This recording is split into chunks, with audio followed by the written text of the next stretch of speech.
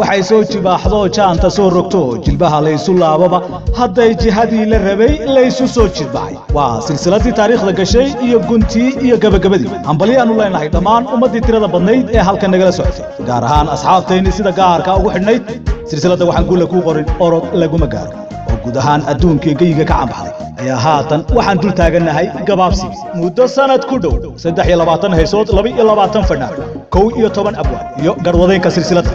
intaasi waxaa dheer bulshada sida tooska ugu xidhnaa silsilada oo kor u dhaaftay 15 milyan oo qof daawadayaashaas oo silsilada kala socday dhammaan dunida daafaheeda qiimaha aadmigu qadarintuu ku wacan yahay qaarka ay khusaysiyo quluub wada hadlaysa haatan soo khatar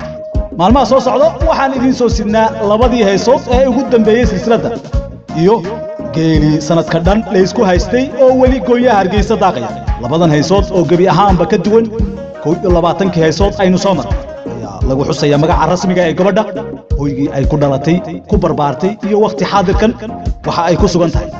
haddaba yaa isku soo haray waa suldaanka iyo geenyo cod haybad gaar iyo laxankii aan geesmay ayaa goobta joogo golii xoreystee ha gunaanadeen xajada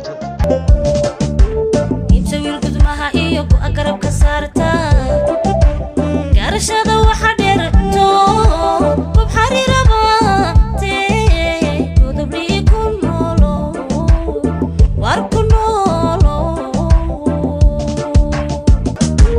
gobadi naftayda inkastan ku yaal badan gabdho aynigaagiyo dumar gabiyaantoodan ugoyayow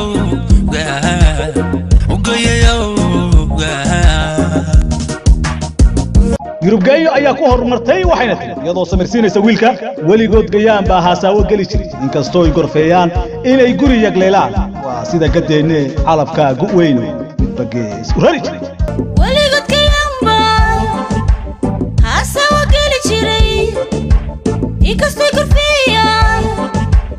inay guri yagleelaan waa sida gadeenne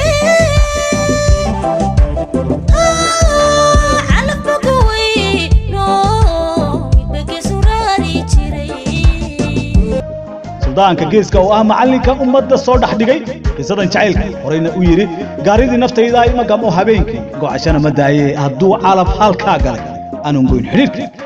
ayaa markani garwaaqsan isla markaana gabadha ku yiri gafna maad sameeynin calab baa go'aansho meel dheer ku geeyay geeyadan jeclaay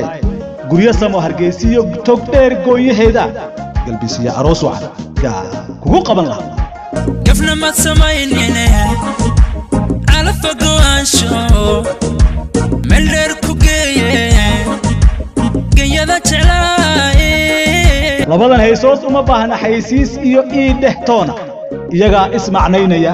idinku si fiican u dhugta heesta jimcaha foodayna ku sahaya waxa ku codaynaysa boqorada Hargeysa yurub GEENYO halka uu jimcaha dambeena inoo qaada dhigi doona laacibkii weyna ahna aktarka silsilada suldaanka geeska alfanaan suldaan SEERAAR waa cabdi askari tiib oo idin le iyaan loo kala harin gunaanadka silsilada iyo kulanka waaweynka